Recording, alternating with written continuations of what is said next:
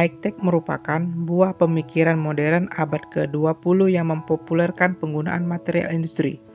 Dalam arsitektur sangat banyak digunakan istilah high-tech untuk menginterpretasikan sebuah sistem teknologi yang digunakan pada suatu bangunan, dan semakin populer digunakan pada awal 1970 untuk menggambarkan keberhasilan teknologi canggih yang dicapai pada saat itu, seperti terlihat pada arsitektur pusat Georges Pompidou, Paris 1972, karya Renzo Piano dan Richard Rogers yang memperlihatkan penggunaan material-material kaca dan logam dengan mengekspos secara transparan bentuk-bentuk jaringan dalam bangunan serta berbagai fungsi-fungsi layanan seperti eskalator, walkways, dan ornamen-ornamen di luar gedung.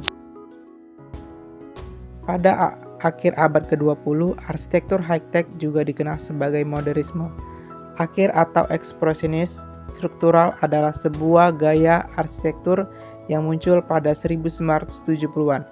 Arsitektur high-tech menggabungkan elemen-elemen dari industri berteknologi tinggi dan sistem teknologi ke dalam desain bangunan.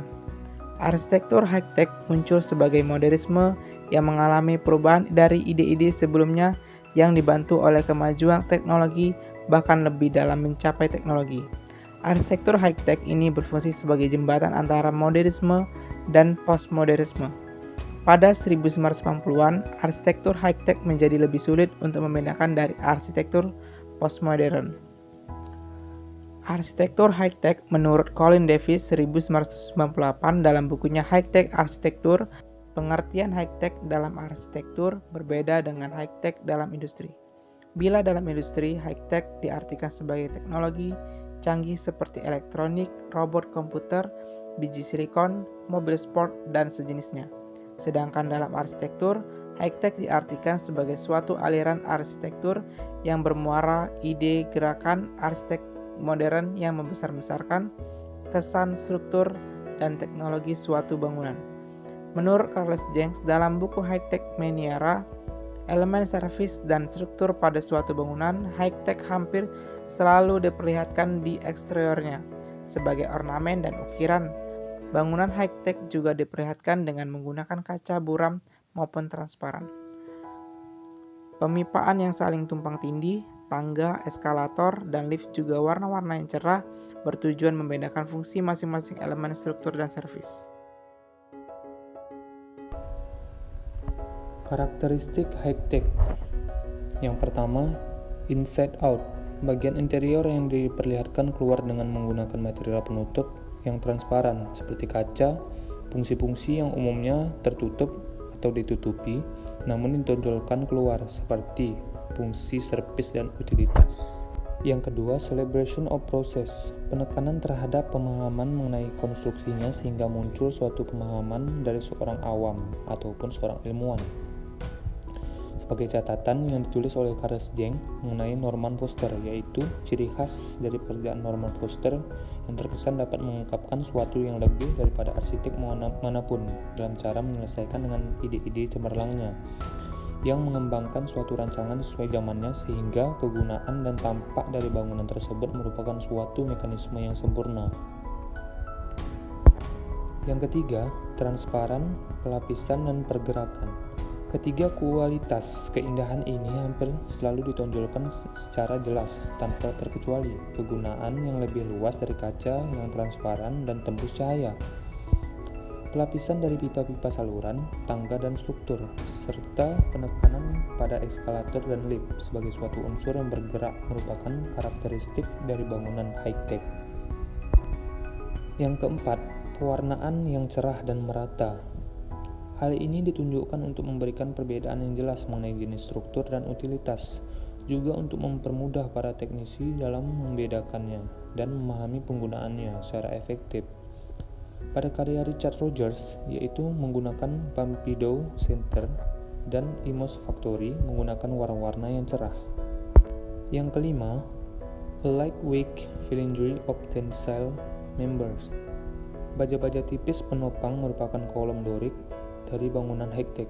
Sekelompok kabel-kabel baja penopang dapat membuat mereka lebih ekspresif dalam pemikiran mengenai penyaluran gaya-gaya pada struktur. Yang keenam, optimistic confidence in scientific cultural. Bangunan high-tech dapat mewakili kebudayaan atau peradaban masa depan yang serba saintifik, sehingga pada saat itu tetap bisa dipakai dan tidak ketinggalan zaman.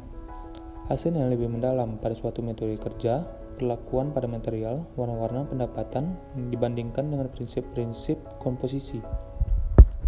Selain 6 karakteristik yang dikemukakan oleh Karstens, ada beberapa karakteristik lain yang menjadi karakter dari arsitektur high-tech, yaitu poin A, fleksibilitas ruang merupakan kemampuan ruang untuk dapat beradaptasi terhadap perubahan, baik secara perseptual maupun fisikal, atau tanpa perubahan fisik dalam bangunan, tetap tanpa berubah bentuk luar bangunan. Penyediaan ruang-ruang servis internal tanpa ada suatu enclosure atau ketertutupan di dalamnya. Ruang tidak hanya mempunyai fungsi yang tunggal tetapi juga mampu sebagai ruang multifungsi. Ketika fungsi berganti, konfigurasi ruang harus dapat merespon dengan baik. Poin B, strategi praktis komponen pasang rakit atau plug-in pod. Penggunaan komponen plug-in merupakan produk pabrikasi, kemudian dipasang dan dirakit pada bangunan seperti modul toilet, bahkan modul rangka struktur. Hal tersebut dimungkinkan karena kemajuan teknologi dan tuntutan kepraktisan dalam pembuatan bangunan.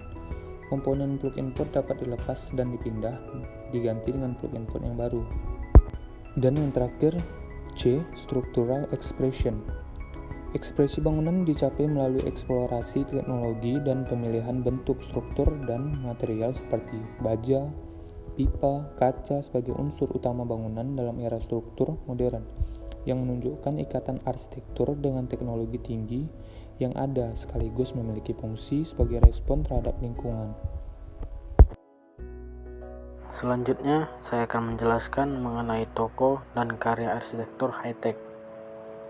Yang pertama adalah Norman Foster. Norman Robert Foster lahir pada tanggal 1 Juni 1935. Foster merupakan arsitek kelahiran Inggris. Dia mendirikan Foster & Partner, sebuah studio desain internasional yang terkenal dengan arsitekturnya yang berteknologi tinggi. Dia adalah salah satu arsitek paling produktif di Inggris. Pada tahun 1999,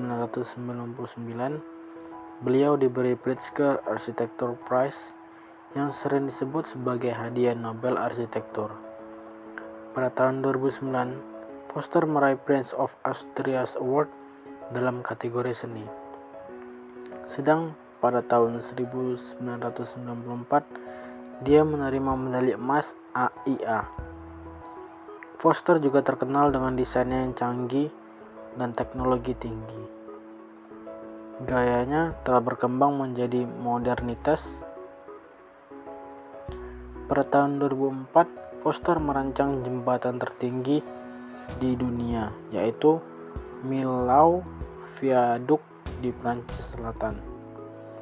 Adapun karya dari Norman Foster yaitu The Orange Ready di Moskow. Yang kedua ada di The Entertainment Center di Kazakhstan. Yang ketiga ada Crystal Island di Moskow.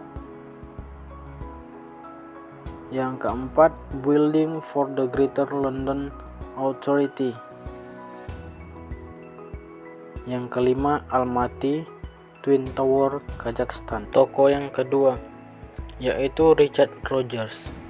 Richard George Rogers lahir di Florence, Italia pada tanggal 23 Juli 1933. Beliau adalah seorang arsitek modern yang mengutamakan teknologi canggih seperti di era globalisasi ini.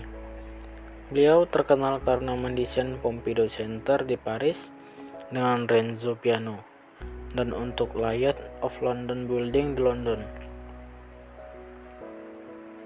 Adapun karya dari Richard Rogers yaitu yang pertama, Gedung Leiden Hall yang dibangun pada tahun 2014 di London. Yang kedua ada Lloyd's of London yang dibangun pada tahun 1986. Toko yang ketiga yaitu Renzo Piano.